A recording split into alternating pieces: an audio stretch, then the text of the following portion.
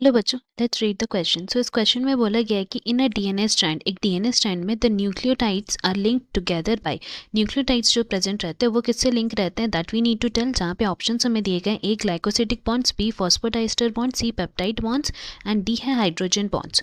सो इस क्वेश्चन की अगर हम सबसे पहले बात करते हैं की कॉन्सेप्ट की, then that will be structure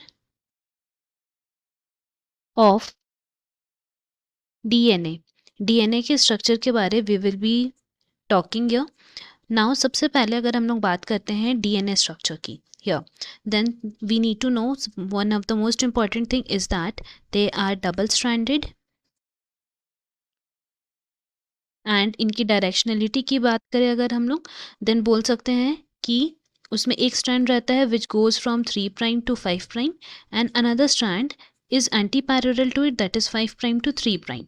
now अगर हम लोग बात करते हैं इसमें न्यूक्लियोटाइड की, सो जो न्यूक्लियोटाइड्स इनमें प्रेजेंट रहते हैं basically they are formed from 3 components, क्योंकि वी नो डीएनए न्यूक्लियोटाइड से बने हुए होते हैं एंड उनमें 3 कंपोनेंट्स प्रेजेंट रहते हैं। तो कौन कौन से कंपोनेंट्स प्रेजेंट रहते हैं, then the first one is known as nitrogenous base.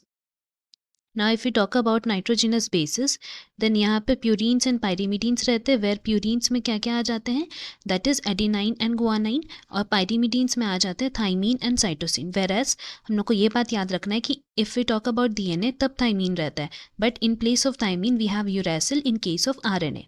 Now next जो कॉम्पोनेंट प्रेजेंट रहता है that is known as pentose sugar, and जो थर्ड कंपोनेंट प्रेजेंट रहता है it is named as phosphate group. So ये 3 components मिला के हमारा स्ट्रक्चर ऑफ डीएनए बनता है। Now we need to know कि जैसे हम लोग नाइट्रोजनस बेसिस की बात कर लिए कि प्यूरीन्स एंड पायरीमिडीन्स होते हैं, उसी तरह हम लोग बोल सकते हैं कि ये जो नाइट्रोजनस बेसिस हैं वो पेंटोज शुगर से लिंकअप होते हैं। दैट मीन्स बोल सकते हैं कि ये नाइट्रोजनस बेसिस जब पेंटोज शुगर से लिंक होते हैं, then at that point of time they are linked through a bond that is named as an glycosidic linkage. उसको हम लोग एन ग्लाइकोसिडिक लिंकेज बोलते हैं एंड इससे जो स्ट्रक्चर बनता है that is named as nucleoside.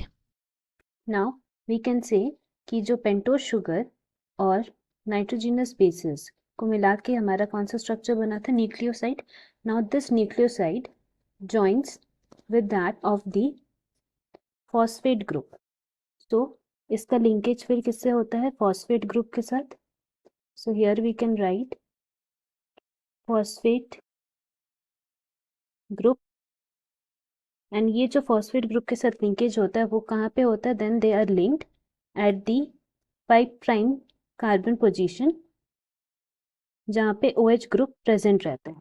So we can say कि फॉस्फेट ग्रुप जो है that is linked to OH of 5 prime carbon of this nucleoside, and then यहाँ पे जो लिंकेज फॉर्म होता है that linkage is named as phosphoester linkage. It forms a phosphoester linkage. Now ये phosphoester linkage form हो जाते हैं इन दोनों के बीच में. Now the structure that is formed from this is known as a nucleotide. So from here we can say कि nucleotide का structure form हो जाता है, and then we can say कि जब 2 nucleotides का linkage होता है, 2 nucleotides are linked together through the 3 prime to 5 prime phosphodiester linkage.